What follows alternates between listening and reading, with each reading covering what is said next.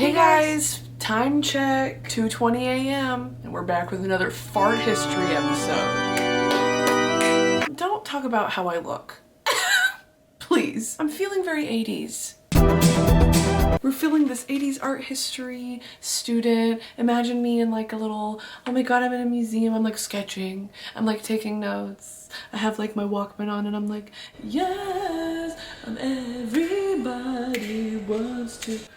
Anyway, so what are we talking about today? Last time we talked about the Beethoven frieze. Today we're going to be talking about Andy Warhol's soup cans. You've probably seen these before. They are infamous and there's a lot to unpack here. There is a lot of discourse around this work. Is it art? What dictates what is a valid subject of art? It's a really interesting conversation that not a lot of people know about, so I thought we'd dive into it. Also, this is by no means a professionally researched like art history lesson. Like, don't use this to study for your final. I also get a lot of messages from art history nerds like me on my Instagram. So if you guys have anything to say in the comments, please feel free to fact check me, add some more trivia maybe I didn't include. Just, yeah, keep it going. We're all learning. I love learning new things. This isn't me trying to be like, and this is art. Like, art is very subjective, so if you think I've left anything out or you have anything to add, by all means. So I have three main sections I want to hit. First of all, who was Andy Warhol? Why is this work so damn important? And third, what does it all mean? What does anything mean, you know? So let's jump into it. Let's start with Andy. Andy Warhol was born in 1928, began balding at a really early age. That's why he's known for his crazy wigs, his crazy leather jacket. He was such a character. He loved Hollywood. He loved the idea of celebrity. That's why a lot of his work center around celebrities. Andy Warhol is a pop artist, which, if you didn't know, pop art, pop culture art. Yeah. He used to be a commercial illustrator for a lot of famous magazines, Vogue, Vanity Fair. He would do that during the day, take commissions, and by night he would paint subjects of his own choosing. Little fun fact, every single day of his life, he ate a slice of bread and a can of Campbell's soup. So, naturally, your life inspires your art, so let's paint what we're eating. Let's paint that juicy, condensed cream of mushroom tomato soup.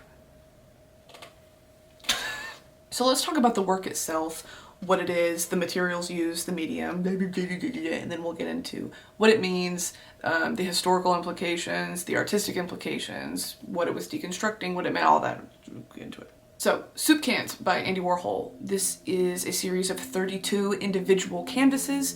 He used silk screen printing to get the initial image of the soup can onto the canvas. Then he would go in and hand letter the individual details for the different flavors. The little fleur-de-lis he used a stamp. So we're starting to see this sort of mechanization of art, which, you know, art is supposed to be this precious, fine detailed thing, and now we're seeing it mass-produced almost, which I'll get into later. It's a commentary on a lot of different things, but it's interesting the way that he created this work. The subject is a mass-produced object and he's creating it in a mass-producing way. Hello? So this was all 32 flavors of Campbell's soup that was available in stores in the year 1962, which is when this exhibit This exhibit opened. The original exhibit had the canvases resting on a couple different white shelves, similar to how you would have seen it in a grocery store at the time. Now, this is not something that's technically profound. I mean, it's pictures of soup cans. This is no Caravaggio or Van Gogh. This isn't something we would normally find beautiful, which I love, because what is art? What does it mean? Why do we make it? It's also a parody of mass production and this capitalist, consumerist culture, you know, that we all exist in. A serial representation of an image drains its meaning. So when we look at this, a lot of people, when they look at this work, they get frustrated. And that's a big thing with modern art as well, is I could have done that. I could have painted 32 pictures of soup and called it art, and it could have been sold for millions of dollars. But it's not that easy, is it? Because if you could have done it, why didn't you?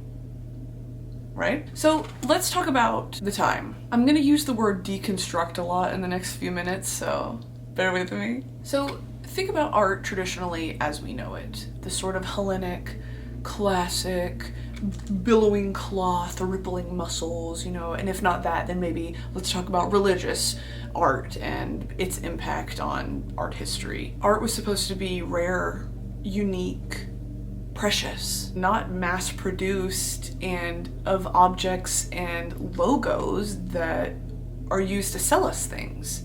Because we're not buying art, we're buying products. But what if art was a product? So now let's move into the implications of this work. One of the central ideas of modern art is, what if we took this, anything, and put it in a museum? How does that change? Why did I sound Italian? How does that change our perception? Anyway, what if we took just subject X, put it on a podium, gave it proper lighting, called it art? How does that affect our perceptions and understanding of art with a capital A? Answering this question of, can this be art? Is this art? Is this a valid subject for art? Which is a paradoxical question in itself because arguably everything is art. So, is this art? Hard answer is yes. Reason being, we're deconstructing this idea of artistic elitism, right? That only certain people could be successful artists, only certain people, if you have the proper training, could, you know, go on to become these legends of the art world. So I wanted to do this painting for a couple reasons. One of them being, you know, we exist in such this still consumerist culture, and it's even worse now, I would argue, than back in the 60s and 70s, in that our ads and our experiences on social media, in stores, online shopping is so targeted and personalized. Like, advertisements and marketing has never been more integral to our culture than now. And so the point that I'm trying to make is that just because they're advertisements doesn't mean they can't be beautiful, that they can't be heralded as works of art, because they are. It's graphic design, it's graphic art. Some of my favorite artworks of all time are those vintage Coca-Cola ads by like Norman Rockwell, Gil Elfgren, Frederick Stanley. There's this propensity when we think of art where we want to be blown away by some uncanny skill, like hyperrealism or impressionism, or Caravaggio in his age mastered the technique, I think he invented it actually, called chiaroscuro, which was the embellished contrast between the dark and the light aspects of a painting. Usually it was illuminated by just one light. It was incredible, immaculate. It still is. It blows me away every time I see it in an art museum. But what if we threw all that technique away and we just said, imagine just thinking of art as art. Just that. Nothing to impress us, nothing to move us emotionally, nothing, you know, it doesn't have to have a historical or emotional connotation.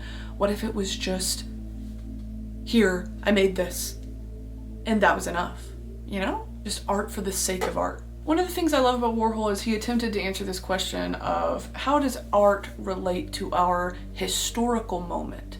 Right? What we're existing in right now. Soup Cans was a commentary on his time, pushing the envelope for what is art.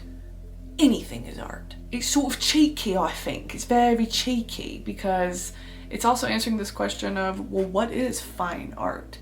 What if we took the most lowly subject, a soup can that was probably sold for what, 10 cents, 5 cents, and we put it in the Museum of Modern Art. We reveal it at this beautiful exhibition in Los Angeles. It almost became this sort of challenge. How do I make this into fine art? Anything can be fine art. Anyway, I'd like to wrap up with a quote from Warhol himself. He said, and I quote, "Art is anything you can get away with." And it's still true today. I mean, when you move into all these different movements where it's just like slapping some black paint on a square canvas and it's a commentary on the human soul. I mean, like, it just gets into these crazy, crazy levels of interpretation, and, you know, arguably, art is whatever you want it to be. If it resonates with you, more power to you. I think Warhol was a genius in this regard. He knew what he was doing. He was very clever. But if you watch any interviews with him ever, a lot of, like, art critics referred to him as the dumbest, seemingly the dumbest person that they had ever met. Like, he wasn't very eloquent, not very articulate, but it's one of those situations where the art kind of speaks for itself. You don't really need the artist to explain it to you. Because what's the point of art? you know, if it was just the artist sitting down being like, and I painted this one because that's boring. Don't comment on it. It makes it mysterious. So anyway, thanks for tuning in again.